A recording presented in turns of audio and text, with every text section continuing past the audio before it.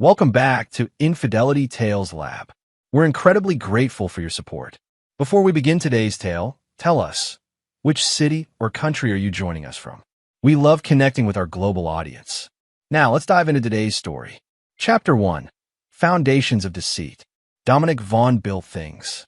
First with his hands as a construction worker, then with his mind as he rose to become one of Boston's most respected structural engineers. At 43, he understood stability in buildings and in life. His corner office overlooked the skyline he had helped shape, but lately, his attention was drawn not to the city's steel and glass monuments, but to the photograph on his desk. Him and Vanessa on their wedding day 15 years ago. He ran his thumb across Vanessa's smiling face. Those green eyes had once looked at him with unfiltered adoration. Now, they barely seemed to register his presence. The intercom buzzed. "Mr. Vaughn, your wife called. She's canceling dinner again. Said something about a gallery showing running late." "Thanks, Maura." Dominic's voice betrayed no emotion, though his jaw tightened. "Third cancellation this month. Same excuse." That night, Dominic drove past the Morton Gallery. Vanessa's car wasn't there. He sat in his Audi, rain drumming on the roof, contemplating what he already knew but hadn't admitted. The deceptions had started small. Subtle changes in her appearance, new passwords on her phone, the scent of unfamiliar cologne when she returned from yoga. Dominic wasn't a man who acted on suspicion alone. Evidence. Facts. These were the foundations of his world. The next morning, he called an unmarked number. "Mercer Investigations." "Ms. Mercer? I need your services." Rhonda Mercer had built her reputation tracking down missing persons and unfaithful spouses. Stocky and perpetually dressed in earth tones, she had eyes that missed nothing. "Follow my wife for 2 weeks. Document everything." Dominic threw himself into his work while waiting. The Riverside development needed structural revisions, and he welcomed the distraction. His associate, Leo Fitzpatrick, noticed the change. "You're here until midnight, 3 days straight. Everything okay at home?" Leo asked, leaning against Dominic's doorframe. Leo had been there from the beginning, Dominic's roommate in college, best man at his wedding. He knew Dominic's history like few others did. Just focused. "Vanessa still doing those late showings?" Dominic looked up sharply. "You've noticed?" Leo shrugged. "Barb saw her having lunch with some woman at Harrington's twice this week. Said they seemed close." Dominic's pencil snapped between his fingers. Vanessa had grown up in wealth, the daughter of renowned cardiac surgeon Howard Harris. From an early age, she'd been groomed for a life of culture and status. Her mother Diana had pushed her toward suitable matches, sons of business magnates and politicians. But Vanessa had fallen for Dominic during her rebellious arts college phase, captivated by his raw determination and authenticity. Howard had initially disapproved. "A construction worker with community college dreams? You could do better, Vanessa." But Dominic had proven himself. Night school, scholarships, internships while working full-time. By the time they married, he'd earned Howard's grudging respect and a starting position at Preston and Associates. Vanessa had been his champion then, defending him against her mother's subtle barbs at social gatherings, proudly introducing him as the man redesigning Boston's riverfront. But somewhere along the way, as Dominic's career consumed more of his time, something changed. 2 weeks later, Rhonda Mercer placed a manila folder on Dominic's desk. "I always give clients the option to hear it from me first," she said, her expression professionally neutral. "I prefer to see for myself." After she left, Dominic opened the folder. Inside were dozens of photographs, meticulously labeled with dates and times. Vanessa entering a luxury apartment building on Beacon Hill. Vanessa in a tall, athletic blonde laughing over wine on a balcony. Vanessa pressing the woman against a car, their lips locked in an embrace that left no doubt about their relationship.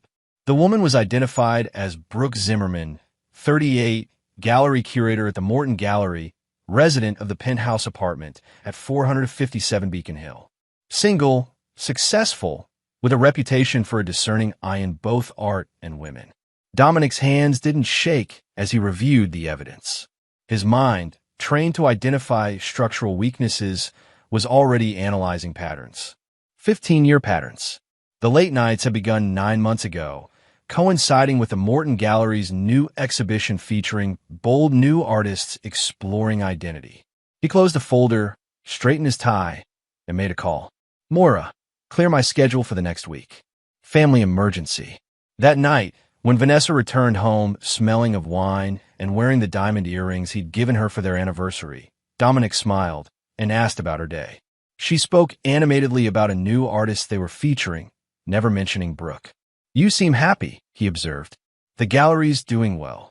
She kissed his cheek distantly. I'm exhausted. Don't wait up. As she headed upstairs, Dominic watched her, seeing not the woman he'd married but a stranger wearing her face. His phone vibrated with a text from Leo. Drink tomorrow? You look like you need it. Dominic texted back, not drinking, planning. In their bedroom, he opened his laptop and began researching Brooke Zimmerman more thoroughly than even Rhonda had. Everyone had vulnerabilities. Everyone had secrets. And Dominic Vaughn, the man who could identify the weakest point in any structure, was determined to find them. Chapter 2. The Architect of Ruin. The Rusty Anchor was far from Dominic's usual establishments. Tucked beneath a railway overpass in South Boston, it catered to dock workers and those seeking anonymity. Leo arrived to find Dominic at a corner booth, a glass of water before him, his laptop open. Jesus, Dom. When you said planning, I thought you meant divorce lawyers, Leo said, sliding into the booth. I'm gathering information. Dominic turned the screen, showing dozens of files labeled. Bank statements, property records, social media archives. This is thorough, Leo said carefully. Almost like you're building a case. I'm building leverage. Dominic had discovered that Brooke Zimmerman came from modest beginnings in Western Massachusetts. Her mother, Patricia, had raised her alone, working as a nurse at Mercy Hospital. Brooke had clawed her way into the art world through scholarships and ruthless networking, eventually becoming the youngest curator at the prestigious Morton Gallery. Her relationship with Vanessa had begun professionally. Vanessa's family connections had opened doors to exclusive collections. But the affair had started during a gallery fundraiser 9 months ago. Credit card records showed hotel charges, expensive gifts, weekend trips carefully disguised as art acquisitions. Dom, I get the anger, but this. Leo gestured at the screen. This is obsessive. It's methodical. There's a difference. Dominic closed the laptop. When I was 16, my father walked out on my mother and me for a younger woman. Left us with nothing but debt and broken promises. Mom worked 3 jobs to keep us afloat while he started a new family and pretended we never existed. Leo knew this story, but he listened anyway. I swore I'd never be powerless like that again. Vanessa isn't just leaving me. She's tried to erase 15 years like they meant nothing. I won't allow that. So what's your plan? Divorce her and take half? That seems fair given Massachusetts law. Dominic's smile was cold. I'm not interested in fair.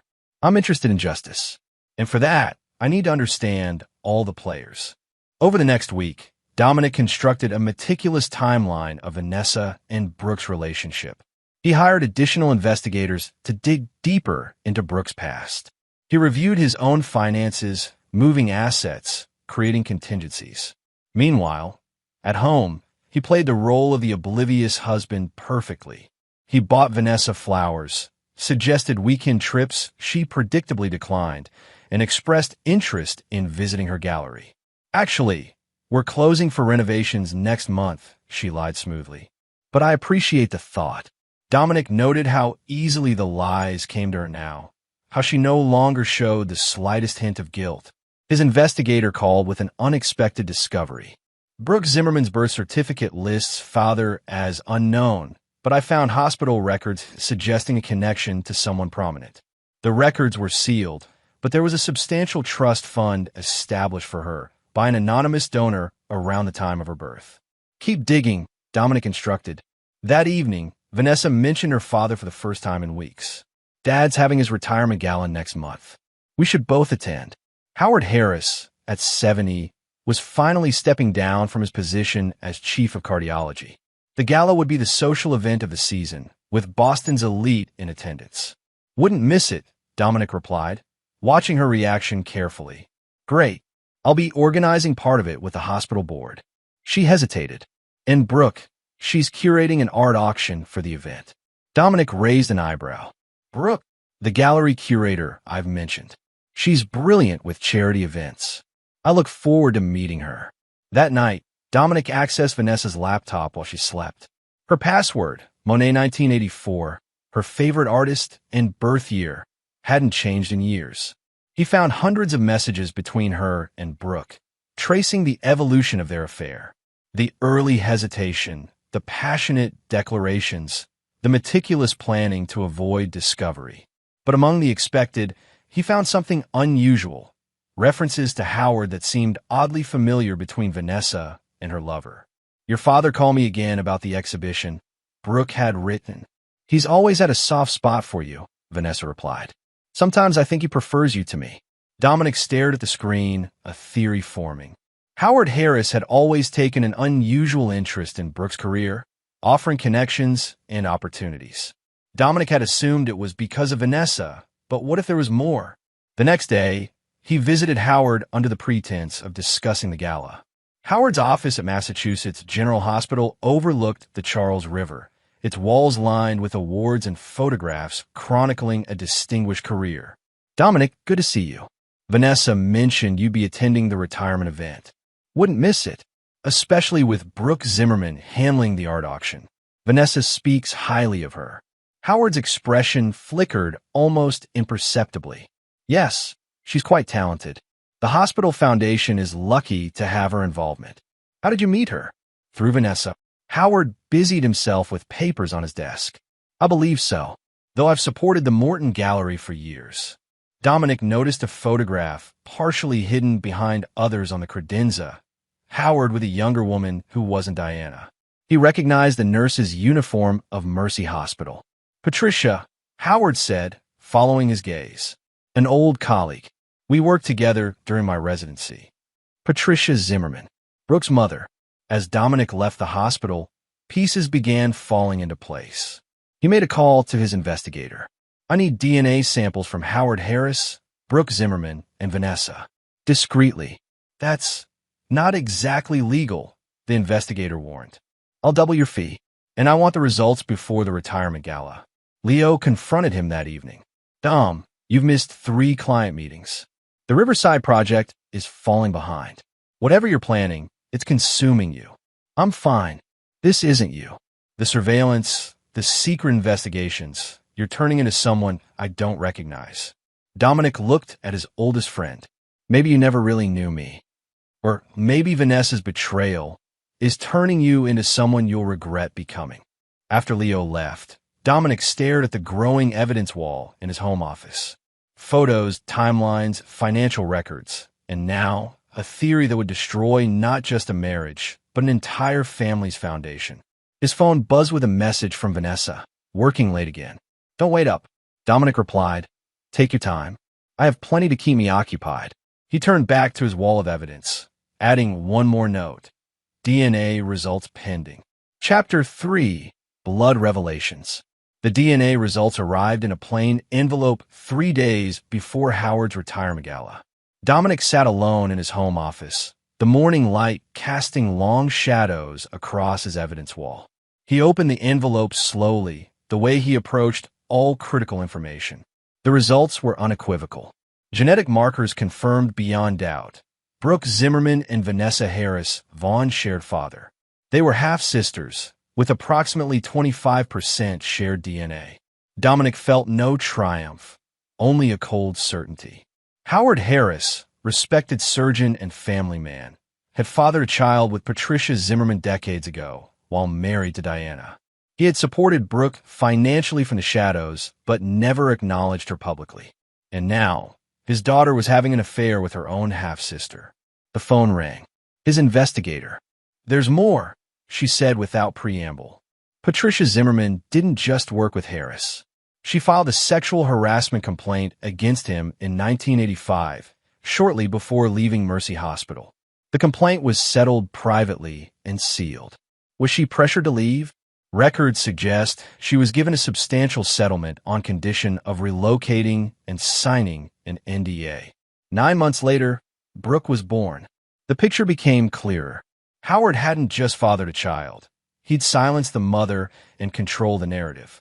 For decades, he maintained his reputation while keeping Brooke at arm's length, offering career help instead of acknowledgement. Did Vanessa and Brooke know they were sisters? The evidence suggested not. Their messages contained no hint of such knowledge, only the excitement of forbidden love. The retirement gala would be Howard's crowning achievement. Boston's elite celebrating his legacy, his family presenting a perfect image of success and propriety. The perfect backdrop for truth to shatter illusion. Dominic began preparing meticulously. He made copies of the DNA results, placing the originals in his safe. He reviewed Massachusetts divorce laws, consulted discreetly with attorneys, and secured his financial assets. Leo called repeatedly, but Dominic ignored him. This was no longer about saving his marriage or even punishing Vanessa. This was about exposing decades of lies that had culminated in a relationship built on the worst kind of ignorance. 2 nights before the gala, Vanessa actually came home for dinner. She was animated, discussing final arrangements for her father's celebration. The governor's attending, and 3 hospital boards, she said, pouring wine. Dad's thrilled. He's worked hard for this moment, Dominic replied. Building a legacy is important. Sometimes I think that's all he cares about, how history will remember him. She sipped her wine. We haven't talked much lately. How's the Riverside project? Almost complete. Just handling final inspections. He studied her face, the face he'd woken up beside for 15 years. Are you happy, Vanessa? The question caught her off guard. What do you mean? With your life? With us? Are you happy? She set down her glass carefully. That's a complicated question. Not really. It's actually quite simple. We've been together a long time, Dominic. People change. Yes, they do. He reached for her hand, noting how she flinched slightly at his touch. But deceit doesn't change. It just grows. Her eyes narrowed. What are you implying? Nothing. Just making conversation. He released her hand. I'm looking forward to meeting your gallery colleagues at the gala, especially Brooke Zimmerman. You've spoken so highly of her. Vanessa's smile became fixed. You like her? Everyone does. The night of the gala arrived. The grand ballroom of the Langham Hotel had been transformed into a celebration of Howard Harris's career. Medical luminaries mingled with Boston society, examining the artwork displayed for the charity auction. Dominic arrived alone. Vanessa had gone early to help with arrangements. He moved through the crowd with deliberate calm, accepting congratulations for the Riverside project, exchanging pleasantries with hospital board members. He spotted Howard holding court near the stage, Diana resplendent in emerald beside him. And across the room, Vanessa stood with a striking blonde woman, Brooke Zimmerman, beautiful and confident, her resemblance to Howard subtle, but unmistakable once you knew to look for it. Dominic approached them. You must be Brooke. Vanessa has told me so much about you. Brooke's handshake was firm, her smile professional. Mr. Vaughn, your wife has been instrumental in our gallery's success. Please call me Dominic. I'm sure you and Vanessa have worked very closely. Vanessa's laugh was too bright. Brooke curated this entire collection for the auction. Isn't it magnificent? Truly impressive. Family connections can open remarkable doors. Brooke frowned slightly at his emphasis. Talent and hard work open my doors, Mr. Vaughn. Of course, though I've always believed blood will tell in the end. Vanessa touched his arm. Darling, let's get a drink. As she led him away, her grip tightened painfully. What are you doing? Meeting your colleagues. Isn't that what supportive husbands do? Before she could respond, the program began. Howard took the stage to thunderous applause, delivering a speech about dedication, family, and legacy. Diana beamed beside him. The perfect family portrait. And none of this would have been possible without the support of my wonderful family, Howard concluded. My wife Diana, my daughter Vanessa, and all of you who have been part of this journey. Dominic watched Brooke during the speech. She applauded politely, her expression composed, but her eyes never left Howard. The look of a daughter seeking acknowledgement that never came. After the ceremony, Dominic approached Howard. Congratulations. Quite a legacy you've built. Thank you, Dominic. Coming from someone building his own impressive career, that means something. Legacies are fascinating things. What we acknowledge, what we hide, it all comes to light eventually. Howard's smile faltered. I'm not sure I follow. Just an observation. The truth has a way of revealing itself, no matter how carefully we try to control the narrative. Dominic nodded toward Brooke, who was speaking with Vanessa across the room. Some resemblances are impossible to ignore once you see them. Howard's face drained of color. What exactly are you implying? Nothing that DNA hasn't already confirmed. Dominic lowered his voice. Interesting choice, pushing your daughters together professionally, knowing what might happen. You're making dangerous accusations. Not accusations. Facts. But tonight is your celebration. Enjoy it while it lasts. Dominic moved away, leaving Howard staring after him. The first crack in the facade had appeared. Later that evening, he found Vanessa alone near the auction displays. Where's Brooke? He asked. Speaking with donors. What was that conversation with my father about? He looked shaken. We were discussing family matters. Dominic straightened his tie. Tell me, when did you first realize you were falling in love with Brooke? Vanessa froze. What are you talking about? Please. The pretense is exhausting for both of us. 9 months of lies is enough, don't you think? Her face hardened. You've had me followed. I've had the truth revealed. There's a difference. This doesn't concern you anymore. I was going to tell you after. After what? After you'd manipulated our divorce settlement? After you'd constructed a narrative making me the villain? It's not like that. It's exactly like that. He stepped closer. But there's something you don't know. Something that changes everything. Nothing changes the fact that I don't love you anymore. Perhaps. But I wonder if you'll still love Brooke when you learn she's your half-sister. Vanessa's laugh was brittle. That's absurd. You're making things up to hurt me. DNA doesn't lie. Your father and Patricia Zimmerman. 1985, the affair, the settlement, the child born 9 months later. You're crazy. My father would never. Asking yourself. Watch his face when you mention Patricia. Dominic checked his watch. I should go. Enjoy the rest of your evening with your sister. As he walked away, he could feel Vanessa's world beginning to crumble behind him. The foundation was compromised. Collapse was inevitable. Chapter 4. Fault Lines. The morning after the gala, Dominic woke to an empty house and 37 missed calls. 12 from Vanessa, 8 from Howard, even 3 from Diana. He ignored them all, heading instead to his office downtown. The Riverside project needed his attention, and work had always been his sanctuary. Leo was waiting in his office. You look like hell. Rough night. So, I heard. Half of Boston society is buzzing about Howard Harris's meltdown at his own retirement party.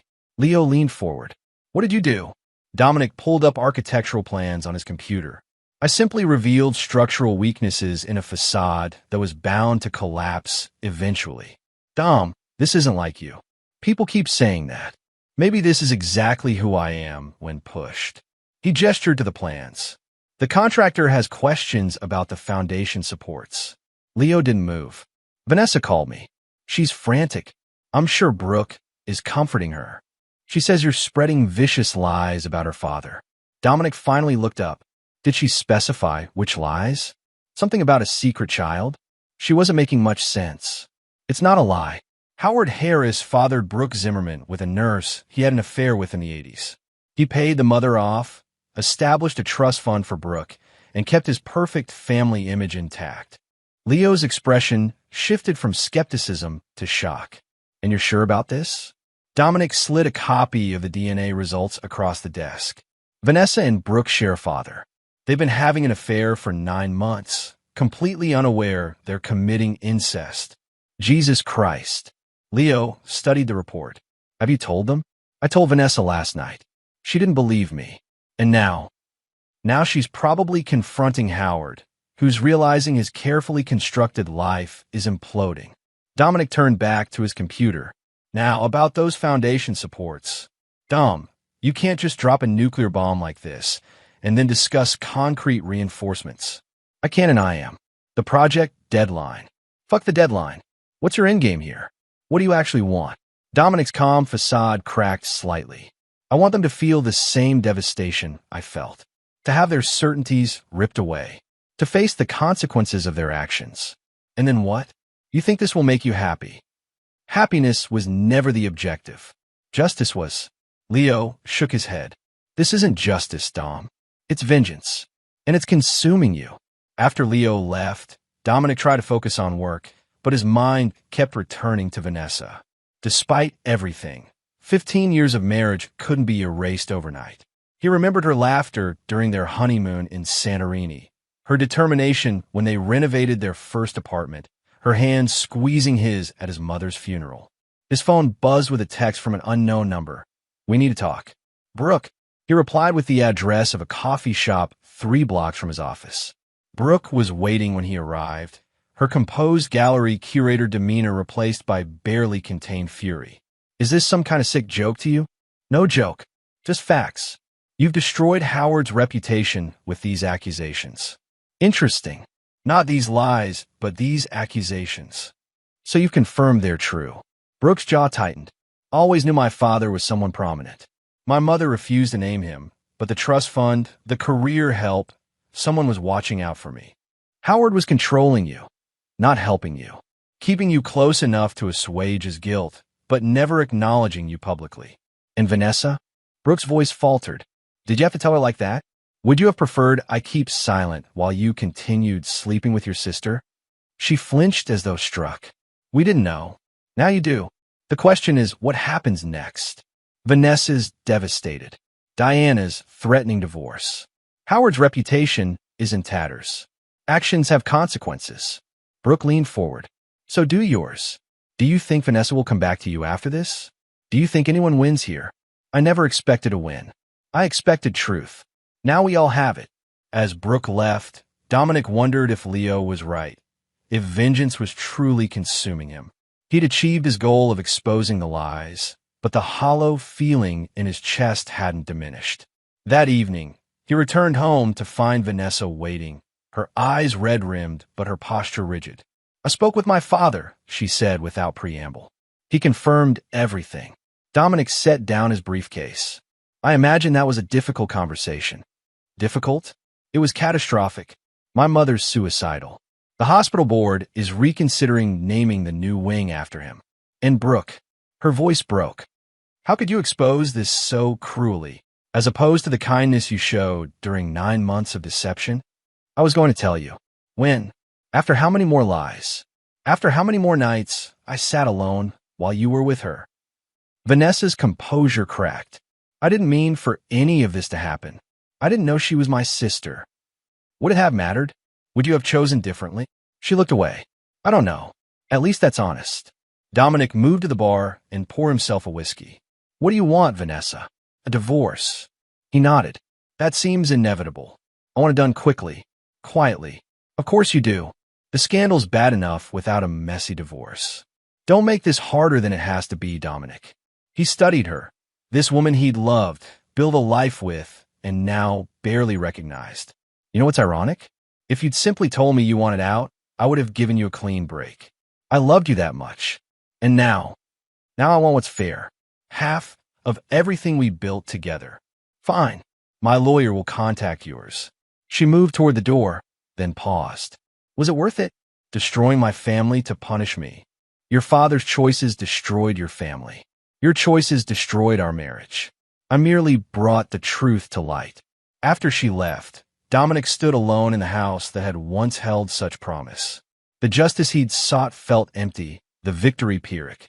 He pulled out his phone and called Leo. You were right, he said when his friend answered. This isn't making anything better. What are you going to do now? Dominic looked around at the home he and Vanessa had built, the photographs on the walls chronicling a relationship that no longer existed. I'm going to rebuild. It's what I do. Chapter 5, Counterattack. 3 weeks after the gala revelations, Dominic arrived at his office to find an eviction notice on his door and his key card deactivated. The receptionist avoided his gaze as security escorted him to HR. I don't understand, he told the uncomfortable HR director. My team is in the final phase of the Riverside project. The board received serious allegations about your conduct, she explained, sliding a folder across the desk. Unauthorized use of company resources for personal investigations, harassment of clients' family members, creating a hostile work environment. The complaints were detailed, specific, and all tied to Howard Harris, who sat on the board of Dominic's largest client. This is retaliation. The board has voted to terminate your employment effective immediately.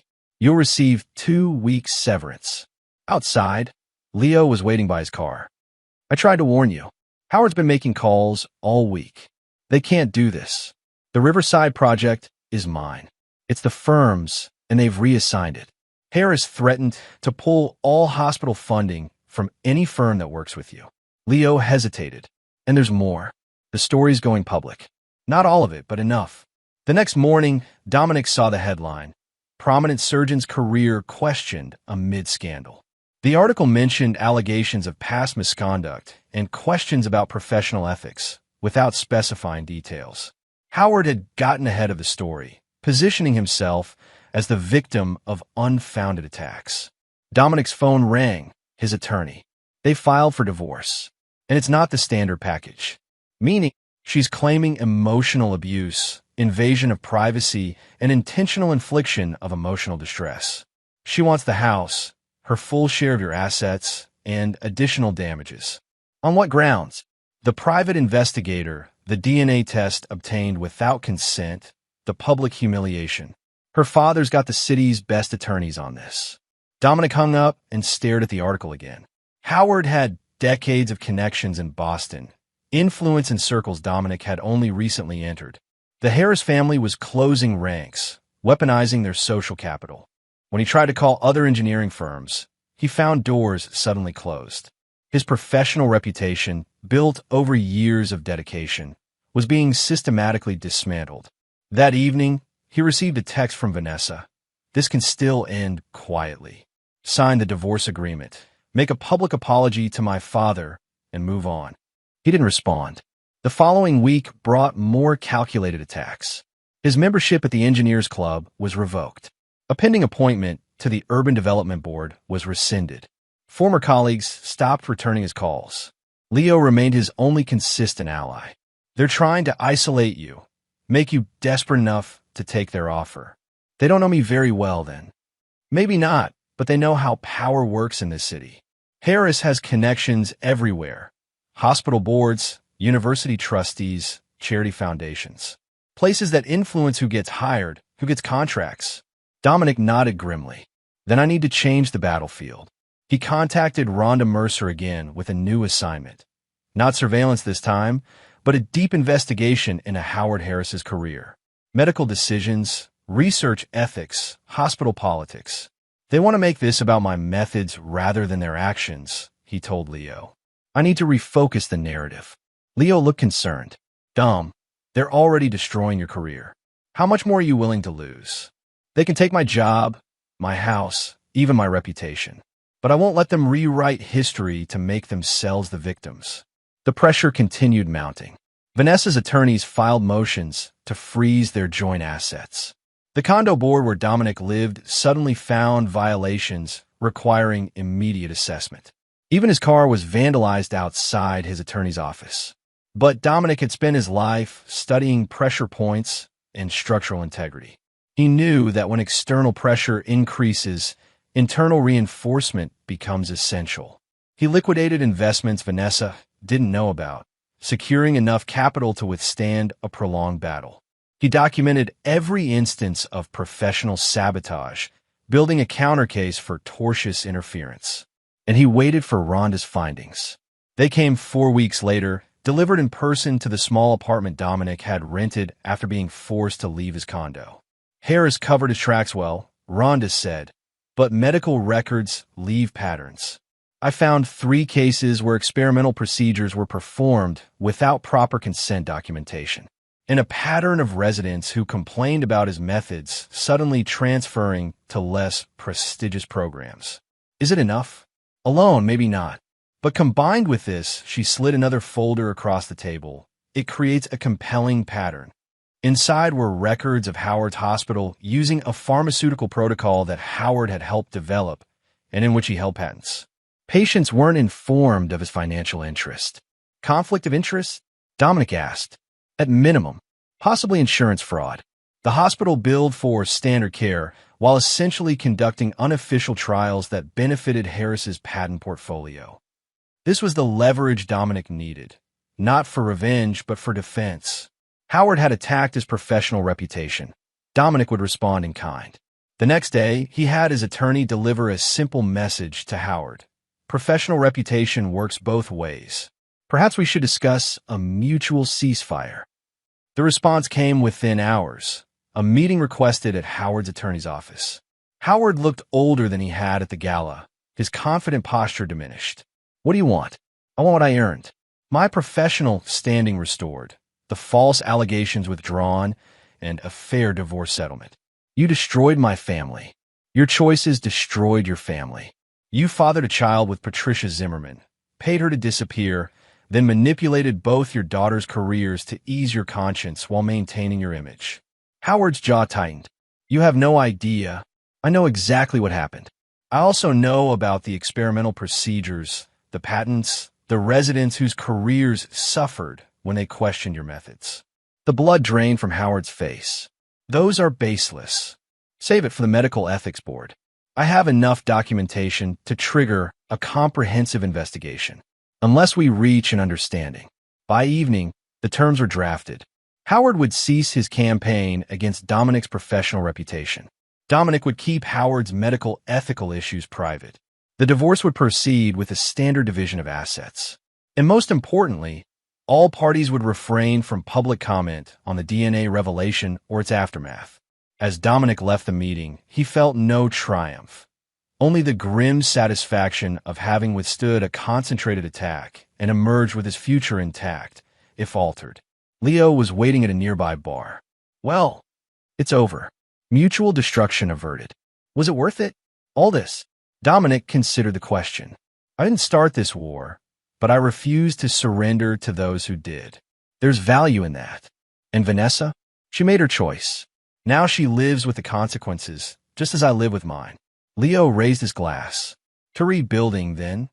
To rebuilding, Dominic agreed, though he wasn't yet sure what form that reconstruction would take. Chapter 6. Collateral Damage.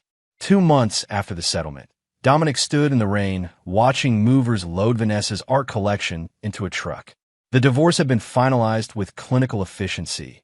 Assets divided, papers signed, 15 years of marriage reduced to spreadsheets and legal paragraphs. He'd kept the house, but found himself unable to sleep there. Too many memories echoed through empty rooms. He'd listed it with a realtor that morning. His phone buzzed with a text from Leo. Riverside Development won architectural award. Your design, someone else's credit. Sorry, man. Another loss in a season of losses. Though the professional blacklisting had stopped per the agreement, the damage was done. Former clients remained wary, colleagues distant.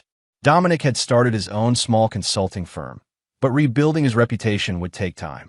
As the movers finished, Vanessa emerged from the house. Thinner than he remembered, dark circles beneath her eyes, but still elegant in her composure. That's everything, she said, not quite meeting his gaze. Where will you go? I bought a place in Cambridge, near the university. They stood awkwardly, strangers who knew each other's deepest secrets. And Brooke, he finally asked. Vanessa's expression tightened. She moved to New York. We don't speak anymore. I'm sorry. A bitter laugh escaped her. Are you? Isn't this exactly what you wanted? Everyone destroyed, connections severed. I wanted truth. The destruction was collateral damage. That's convenient phrasing. She glanced at the moving truck. Mother's in treatment for depression. Father's negotiating an early retirement from his remaining board positions. Our family name is whispered about at events we're no longer invited to. And you blame me for all of it. Who else would I blame? Your father for his original deception. Yourself for the affair. Brooke for pursuing her patron's daughter. There's plenty of responsibility to go around. Vanessa shook her head. You could have handled it differently. A private conversation, a dignified separation. After 9 months of lies? After you planned to blindside me? We both know you were building a narrative where I was the workaholic husband you'd outgrown. The divorce was going to be your liberation story. She didn't deny it. We all tell ourselves stories that justify our actions, including the story where I'm the villain for exposing the truth. The truth could have been managed more compassionately. Dominic laughed. Managed. That's always been your family's approach, hasn't it? Managing truths, controlling narratives, maintaining appearances. And your approach is better? Look around, Dominic. Look at the wreckage. Is anyone happier now? Are you? The question lingered as she walked away, elegant even in defeat, sliding into her car without a backward glance. That night, Dominic met Leo at their usual bar. The conversation drifted to mutual friends, industry gossip, deliberate avoidance of the divorce finalization, until Leo couldn't hold back anymore. How are you really doing, Dom? Managing. That's not an answer. Dominic sighed. I won. They tried to destroy me, and I survived. I exposed 15 years of lies. I secured a fair settlement. By any objective measure, I succeeded. But it feels hollow, empty. Dominic stared into his whiskey. Vanessa asked if anyone's happier now. The answer is no. Happiness wasn't your goal. Maybe it should have been. Leo leaned forward. You did what most men wouldn't have the courage to do. You refused to be a victim. You fought back against powerful people who thought they could discard you without consequences. And yet here I am, starting over at 43. Alone, building a new firm from scratch. Not alone. Leo raised his glass. Some friendships survive the stress test. Dominic managed to smile. I appreciate that. Later that week, he received an unexpected visitor at his small office downtown. Brooke Zimmerman stood in his doorway, more subdued than he remembered her from the gala. Can we talk? He gestured to the chair opposite his desk. I heard you moved to New York. I did. I'm only in town to finalize the sale of my apartment. She studied him carefully. You look different. So do you? She nodded. Finding out your father concealed your existence for decades while promoting your half-sister's career will do that to a person. Why are you here, Brooke? Honestly, I'm not entirely sure. She glanced around his modest office. They really did a number on your career, didn't they? I'll rebuild. I've no doubt. She hesitated. I wanted to hate you for exposing everything. For a while I did. But the more I've reflected, the more I realize you just accelerated an inevitable collision. How so? The truth would have emerged eventually. A medical history question, a genetic testing service, someone's loose lips at a hospital reunion. Secrets this significant don't stay buried forever. Dominic leaned back. That's surprisingly philosophical. I've had time to process. And I've realized something else. I'm grateful. Grateful, not for how it happened, but for knowing the truth. I spent my entire life wondering about my father, constructing fantasies about who he might be. Now I know. She gave a rueful smile. He's a coward who valued his reputation above his children's well-being. And Vanessa? Do you ever speak with her? Brooke's expression clouded. That's complicated. The relationship was real, at least for me. Finding out we're sisters didn't instantly erase those feelings, as convenient as that would have been. But you ended it. We had to. The knowledge changes everything, even if the emotions take longer to adjust. She stood to leave. I just wanted you to know that while I don't approve of your methods, I understand why you did what you did. And in some ways, despite all the pain, you freed me from a lifetime of half-truths. After she left, Dominic sat contemplating their conversation. He'd been so focused on Vanessa's betrayal, Howard's manipulation, and his own sense of justice that he hadn't considered Brooke might eventually see value in the painful revelations. That evening, he walked through the empty house one last time before the new owners took possession. Each room held memories, arguments and reconciliations, celebrations and quiet moments. 15 years of a life he believed in, now concluded. In the kitchen, he found a forgotten photograph tucked in a drawer. Him and Vanessa on their 5th anniversary, sailing on the Charles River, laughing into the camera. He remembered that day clearly. The wind in their hair, the simple joy of being together, the future stretching bright before them. Where had it gone wrong? Had the seeds of dissolution been present even then, or had they grown gradually, nurtured by neglect and separate ambitions? His phone rang, a potential new client responding to his firm's website. As he discussed project parameters and scheduling, Dominic felt a familiar energy returning. This was what he did best: analyzing problems, designing solutions, building stable structures from foundational principles. The personal reconstruction would be more challenging, but he recognized now that it was necessary. Vengeance had not healed the wounds of betrayal. Only building something new could do that. As he locked the door for the final time, Dominic acknowledged that Vanessa had been partially right. The truth could have been handled differently, but she'd been wrong about something crucial. The wreckage wasn't his creation alone. It had been a collaborative destruction, years in the making, with every participant adding to the damage. His responsibility now was not to assign blame, but to salvage what he could from the debris and construct something more enduring. Chapter 7. Reconstruction. 6 months passed. Spring bloomed across Boston, bringing renewal to a city emerging from winter's grip. Dominic's new firm had secured 3 modest projects, not the prestigious developments of his previous career, but solid work that utilized his expertise. He'd moved to a renovated loft in South Boston, its industrial bones appealing to his architectural sensibilities. The space was sparsely furnished, but functional, much like his new life. Leo arrived one evening with takeout and news. The Preston and Associates team is falling apart on the Harbor View Tower. Structural issues they can't resolve. Not my problem anymore. It could be. The client's desperate. They've reached out discreetly. Dominic raised an eyebrow. Discreetly? They need your expertise, but don't want to publicly acknowledge it because Howard Harris's brother-in-law sits on their board. Dominic shook his head. I'm not interested in being anyone's dirty secret. It's a path back to major projects. Through the side door? No thanks. Leo sighed. Your principles are admirable, but sometimes impractical. My principles are all I have left. They ate in companionable silence until Leo spoke again. Have you heard about Howard? I try not to follow Harris family news. He's resigned from his last hospital board position. There's talk of an ethics investigation after all. Dominic set down his fork. I didn't pursue that after our agreement. Apparently someone else did. Rumor is one of his former residents finally spoke up. The information sat uncomfortably. Dominic had wanted accountability, not ongoing destruction. And Diana? Vanessa? Diana's in Switzerland at some wellness retreat. Vanessa's teaching art history at the university. Leo studied him. Do you still think about her? Sometimes. 15 years doesn't just disappear. Do you regret how things ended?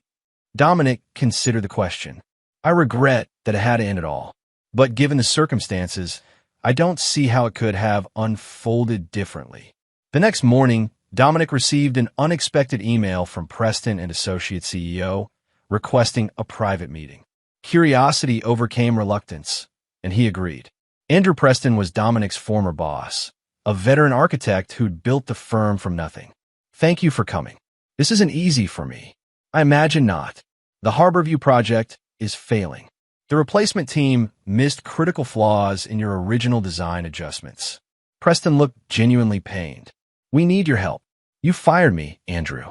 Let Howard Harris dictate personnel decisions. I did. It was wrong, and it's nearly bankrupted the firm. Preston pushed a folder across the desk. Here's what we're proposing.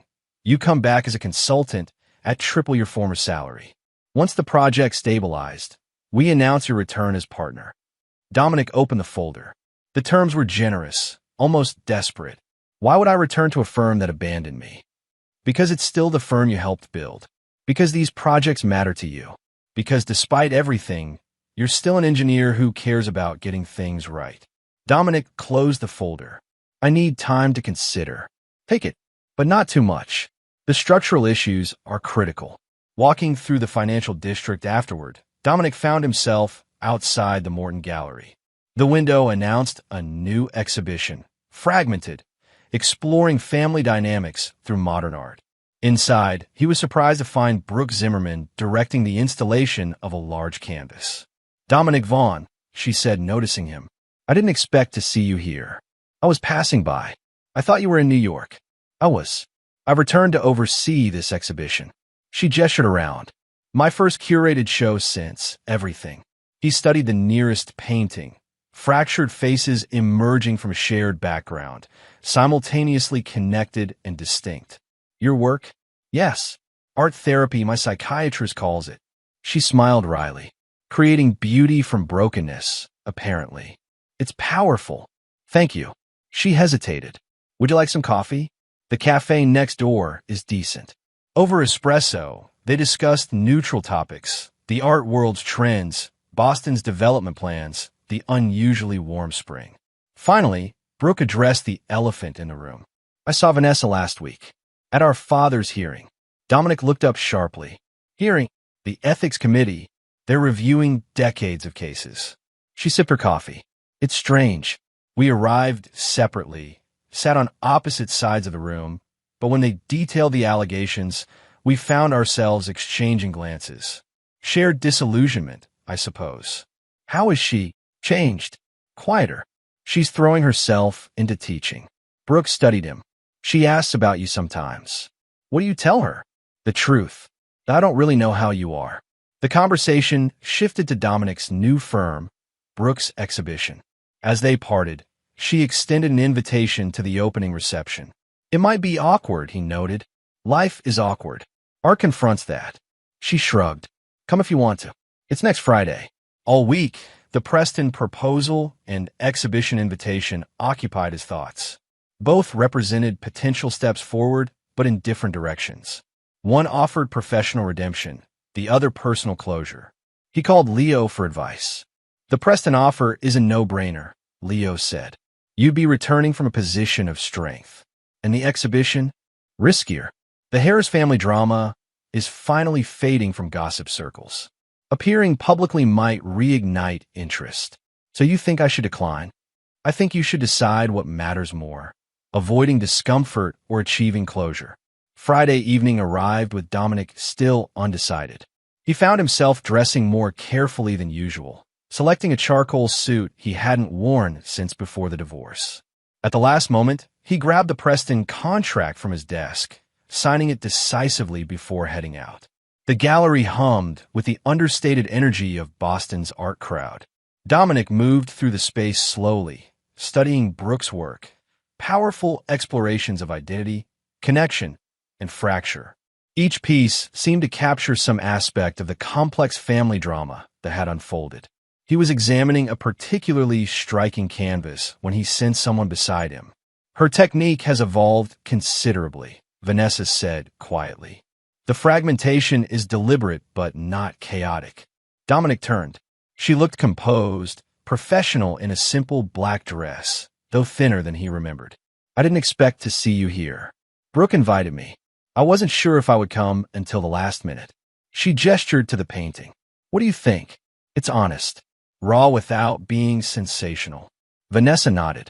That's an apt description of Brooke herself these days. They stood in awkward silence until Dominic spoke. How are you, Vanessa? Surviving. Teaching keeps me busy. She glanced around the gallery. And you? Leo mentioned you started your own firm. It's growing slowly. Actually, I just agreed to return to Preston as a partner. Congratulations. That's significant. It's a start. Another silence, less tense than the first. Finally, Vanessa spoke hesitantly. My father's medical license has been suspended pending the investigation. I heard. For what it's worth, I didn't initiate that. I know. It was inevitable once people started looking closely. She sighed. He's not handling it well. A lifetime building a reputation, now dismantled. I'm sorry for your family's pain. Are you? Her question lacked the bitterness of their last encounter, sounding more genuinely curious. Yes. Despite everything, I never wanted suffering for its own sake. I wanted truth and consequences, but not endless punishment. Vanessa seemed to weigh this. I believe you. Now, anyway. She glanced across the room where Brooke was speaking with patrons. She's remarkable, isn't she? Transforming all this trauma into art. She is. We're trying to build a different kind of relationship.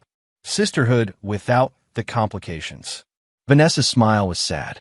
It's challenging, but worthwhile. Dominic nodded, understanding the difficult path they were navigating. I wish you both well with that. Thank you. She hesitated. And I wish you well with your new beginning. You deserve success, Dominic. Despite our ending, I do believe that. As she moved away to greet other guests, Dominic felt something shift inside him. Not forgiveness exactly, but a release of tension he'd carried for months. The anger that had fueled him through the divorce and its aftermath was finally subsiding, making space for whatever came next. Brooke approached, champagne flutes in hand. That looked civilized. It was. He accepted the offer glass. Your work is extraordinary. Creating it saved me, I think. Helped me process everything. She clinked her glass against his. To moving forward without forgetting the past. An appropriate toast. Later that evening, standing outside the gallery under a clear spring sky, Dominic realized he felt lighter than he had in more than a year. The Harris family drama would continue to unfold, but his part in it was concluding. The revenge that had consumed him had run its course, leaving behind difficult truths, but also possibilities for reconstruction. He texted Leo, signed a Preston contract. Starting Monday. Leo replied immediately. Proud of you. First round's on me. Dominic smiled, pocketing his phone as he walked toward the harbor. The city lights reflected on the water, architectural marvels outlined against the night sky. Buildings he had helped design, structures that would outlast all the human drama that had created them. In the end, perhaps that was the most important lesson, that what we build can transcend the broken foundations for which it rises. Chapter 8. Calculated Redemption. 1 year after signing with Preston & Associates, Dominic stood on the observation deck of the completed Harborview Tower, watching sunset paint Boston's skyline in gold and amber.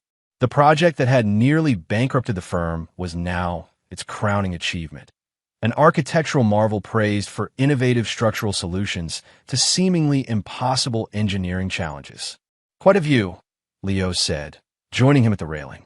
Worth all the sleepless nights. Ask me tomorrow, when we find out if we won the Regional Design Excellence Award. The nomination had shocked the architectural community. Preston & Associates' dramatic resurgence under Dominic's partnership had become industry legend, a redemption story everyone loved to reference. Win or lose, you've made your point. The prodigal partner returns triumphant. Leo handed him a champagne flute from a passing server. To second acts, to building better foundations. The celebration marked not just the building's completion, but Dominic's professional rehabilitation. Clients who had once avoided him now competed for his attention. Industry publications featured his innovative approaches. Even competitors acknowledged his expertise.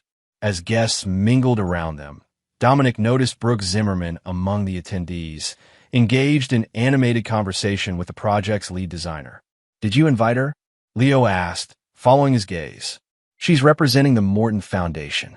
They're considering commissioning art installations for the lobby. Leo raised an eyebrow. Interesting choice. She's the best in the business. And the family connection doesn't complicate things. Dominic shrugged. We're all professionals now. It wasn't entirely true. The past year had brought unexpected developments in the Harris family saga. Howard's medical license had been permanently revoked after the ethics investigation uncovered additional improprieties. Diana had filed for divorce, citing decades of deception. The family name, once synonymous with medical excellence and social standing, now appeared regularly in less flattering contexts. Through it all, Dominic had maintained a careful distance, focusing instead on rebuilding his career and personal life. His occasional interactions with Brooke remained strictly professional, and he hadn't spoken with Vanessa since the gallery opening. Until tonight, he spotted her near the bar, elegant in midnight blue, her academic position evident in her composed demeanor. She was speaking with Andrew Preston, who caught Dominic's eye and waved him over. Dominic, Professor Vaughn was just complimenting the building's integration with the harbor landscape. I insisted she speak with the man responsible. Vanessa smiled politely. Hello, Dominic. Congratulations on the project. Thank you. I didn't expect to see you here. The university's art department is advising on the installation program. She glanced at Preston. though I was surprised to receive an invitation.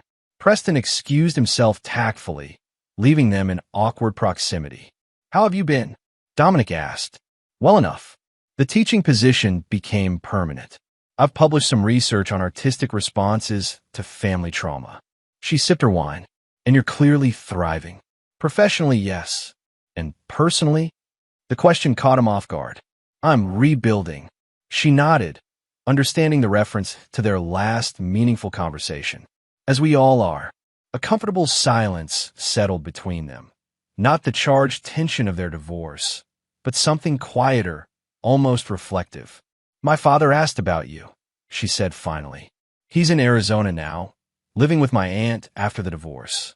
"What did he want to know?" "If your success was as substantial as reported." "I think he's seeking perspective on his own fall."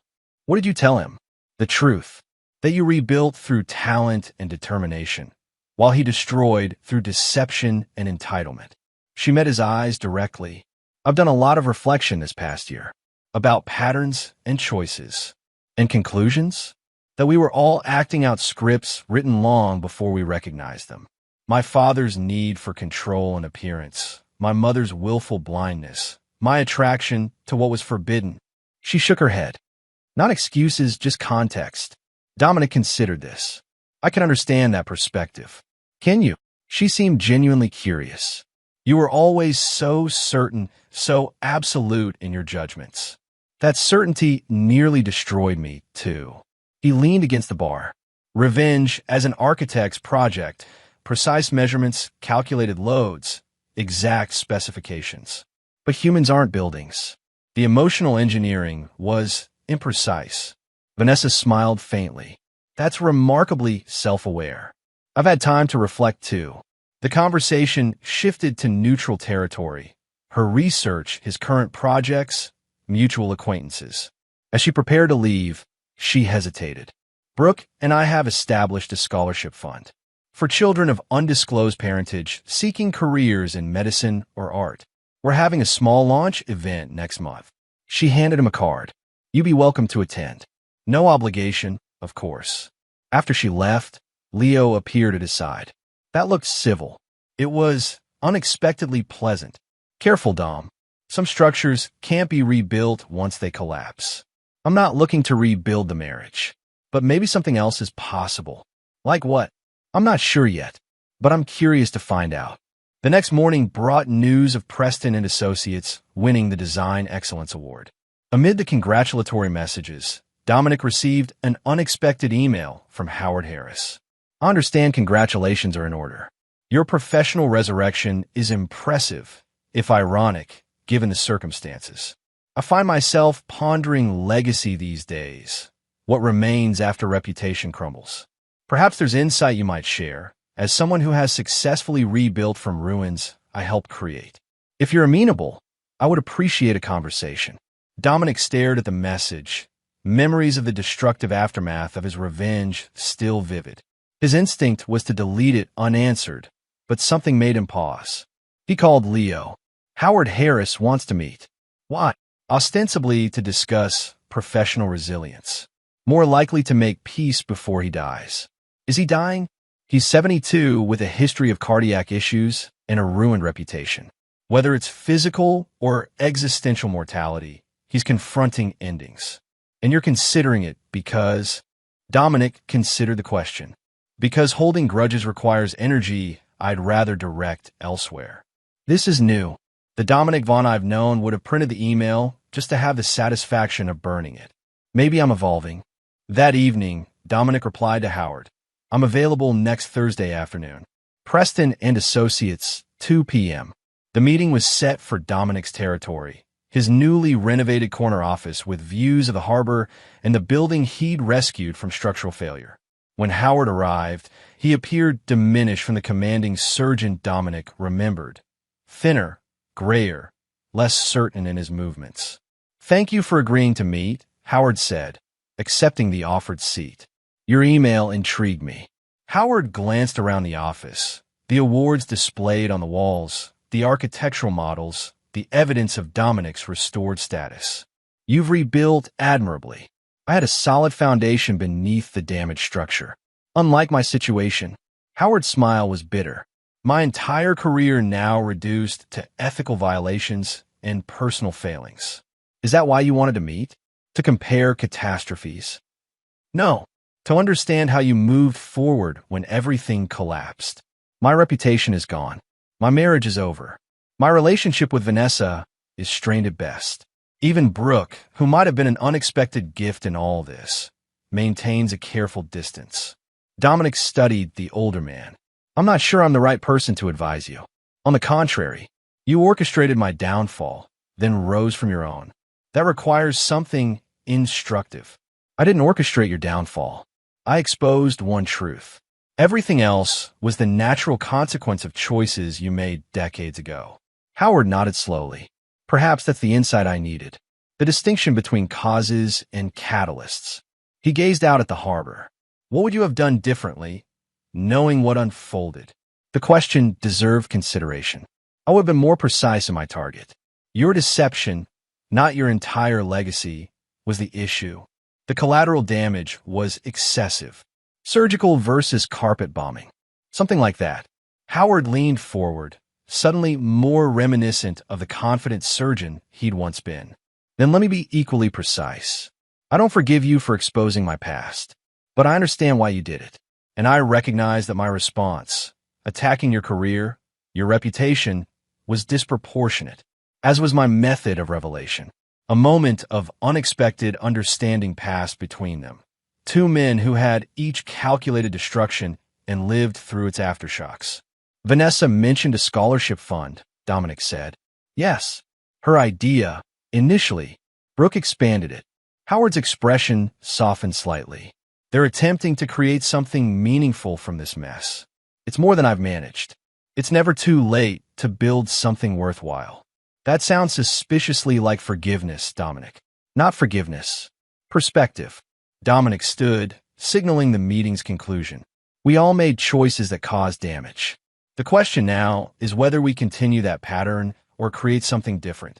After Howard left, Dominic stood at his office window, watching Boston's afternoon traffic flow like a river through the city's arteries. He thought about patterns and choices, destruction and reconstruction, about revenge that had accomplished its purpose, but at costs he hadn't fully calculated. His phone buzzed with a message from Brooke. Heard you met with Howard today? You okay? The concern surprised him. He replied, fine. It was constructive. Good. By the way, Vanessa mentioned she invited you to the scholarship launch. I hope you'll come. Could use your structural expertise on rebuilding things. He smiled at the architectural metaphor. I'll be there. That night, reviewing plans for his next project, Dominic realized he felt a peculiar sense of completion. The revenge that had consumed him had run its course. The destruction it caused had been substantial, but from the debris, new structures were emerging, different from what had existed before, but perhaps stronger for having survived the collapse. Chapter 9. New Foundations. The Scholarship Foundation launch was held at the university's Modern Art Museum, a neutral space for the reconstituted Harris family. Dominic arrived exactly on time, neither eager nor reluctant, simply present. The event was deliberately small, perhaps 50 people gathered in the sculpture garden. He recognized faces from Boston's academic and art communities, a few medical professionals who had maintained connections with Howard, and several former colleagues from Preston and Associates. Brooke spotted him first, approaching with 2 champagne flutes. You came. I said I would. He accepted the offered drink. Impressive turnout. Quality over quantity. People who understand what we're trying to accomplish. She gestured toward a display outlining the scholarship program. 7 students already identified for the first round of funding. Dominic studied the profiles. Young adults with partial or unknown parentage, pursuing education in medicine, engineering, and visual arts. Important work. It's a start. Transforming secrecy and shame into opportunity and transparency. She glanced across the garden where Vanessa was speaking with donors. Her idea originally. My execution. We make a surprisingly effective team when not complicated by other factors. And Howard's involvement? Financial contributor only. It's better that way. Brooks' expression softened. He's trying, in his limited fashion. The foundation feels like atonement for him. And for you, not atonement, evolution. She smiled. Speaking of which, I should circulate. Vanessa wanted to speak with you. She's by the Calder sculpture. Dominic found Vanessa alone, studying the mobile's balanced components as they shifted gently in the evening breeze. Perfect engineering, she said without turning. Separate elements maintaining perfect equilibrium through careful design. Alexander Calder was an engineer before becoming an artist, Dominic noted. He understood structural integrity and dynamic balance. A useful perspective for all of us. She turned, composed in ivory silk, professional but approachable. Thank you for coming. It matters to Brooke. And to you. Yes, though I wouldn't have presumed. She gestured around. What do you think of our project? It's meaningful, creating opportunity from concealment. That was the intention. Something constructive from our family's destruction. She studied him. You look well, Dominic. Success suits you, as does academic life for you. I saw your recent publication on architectural influences in modern painting. She looked surprised. You read my paper? I try to stay informed about noteworthy work in adjacent fields. A genuine smile softened her features. Very diplomatic. They fell into conversation about the scholarship recipients, the selection criteria, the long-term vision for the foundation. The awkwardness of their previous encounters had diminished, replaced by something approaching comfortable familiarity. I don't know if Brooke mentioned, Vanessa said, but Howard is moving back to Boston next month. His health is declining, and Arizona wasn't the fresh start he imagined. She hadn't mentioned it. He's purchased a condo in Cambridge. Near mine, actually. She hesitated. He speaks of you occasionally. Your meeting made an impression. We found some unexpected common ground. Destruction and rebuilding, your shared expertise. Her tone was gently ironic, though you've always been better at the latter. Before he could respond, they were interrupted by the event coordinator announcing the formal presentation. Brooke took the podium, outlining the foundation's mission with eloquence and understated passion. She introduced the first scholarship recipients, each with compelling stories of overcoming uncertainty about their origins to pursue educational dreams. When she invited Vanessa to join her, the sisters stood together, their physical resemblance more apparent now that Dominic knew to look for it, but their differences equally striking. Vanessa's reserved elegance contrasted with Brooke's artistic confidence. Yet they moved in subtle harmony, completing each other's thoughts as they described the foundation's future plans. And finally, Brooke concluded, we're pleased to announce our advisory board, composed of professionals from medicine, education, and structural engineering. These experts will help guide our scholarship selections and program development. She read the list of names, ending with, and Dominic Vaughn, partner at Preston Associates, whose expertise in identifying and reinforcing essential structural elements will be invaluable. Dominic stared in surprise. He hadn't been approached about any advisory role. Around him, polite applause filled the garden as Brooke smiled directly at him, a challenge in her expression. After the presentation, he sought her out. That was unexpected. Was it? She asked innocently. I thought Vanessa discussed it with you. She didn't. An oversight, I'm sure. Brooke's expression turned serious. The truth is, we need someone with your particular insight. Someone who understands how structures collapse and how they're rebuilt. Someone who recognizes that foundations matter. That's an elegant metaphor, but it's not just metaphorical. These scholars are building lives on complicated foundations. Your perspective would be valuable. She held his gaze.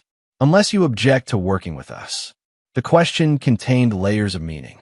Working with the Harris sisters meant regular contact with his ex-wife and her former lover, now reconnected as siblings. It meant potential interactions with Howard. It meant remaining tethered to the family he had once sought to expose and then distance himself from. I need to consider it carefully, he said finally. Of course. Though I should mention, her smile returned, that Vanessa specifically requested your involvement. Something about appreciating your structural perspective even when applied destructively. Later, as the event wound down, Dominic found himself on the museum's terrace with Vanessa. The Boston skyline spread before them, buildings illuminated against the night sky. "You didn't mention the advisory board position," he said. "I was working up to it." She leaned against the railing. "Did Brooke ambush you completely?" "She has your father's flair for strategic intervention." Vanessa winced slightly, a comparison neither would appreciate. She turned to face him. "If you're uncomfortable with the idea, we understand. Our history is complicated. That's one word for it. But sometimes complicated structures are the most interesting, the most worthwhile." She hesitated. "I've spent a year rebuilding my understanding of family, of connection, of trust. I won't pretend the process is complete, but I've learned that even damaged foundations can support new construction." Dominic studied her. This woman he had loved, lost, blamed, and now viewed through the complex lens of shared history. "Why me, Vanessa? Why not any other engineer in Boston?" "Because you understand collapse from the inside. Because you've executed both destruction and reconstruction." She met his gaze directly. "And because closure doesn't have to mean ending. Sometimes it can mean transformation." The invitation represented something unexpected. Not reconciliation exactly, but a new configuration. A mobile of separate elements maintaining equilibrium through careful design, as she had described the Calder sculpture. "I'll consider it," he said finally. "But I need to be clear about boundaries and expectations." "We all do." She smiled faintly. "That's the lesson of the past 2 years, isn't it?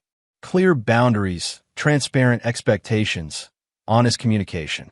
As they stood silently overlooking the city they've both loved, Dominic reflected on the journey from that first manila folder of surveillance photos to this moment of potential new beginning.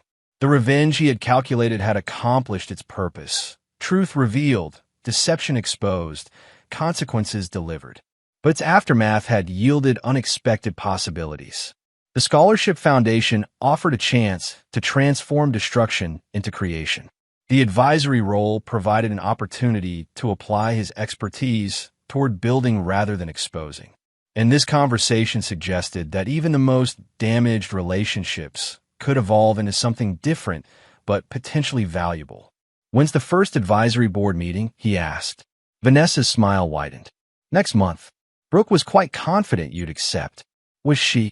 "She said anyone who could design a building like Harborview Tower after professional devastation would understand the value of ambitious reconstruction." Dominic laughed, surprised by the sound. She has a point. Later that night, in his loft overlooking the harbor, Dominic reviewed the foundation materials Brooke had provided.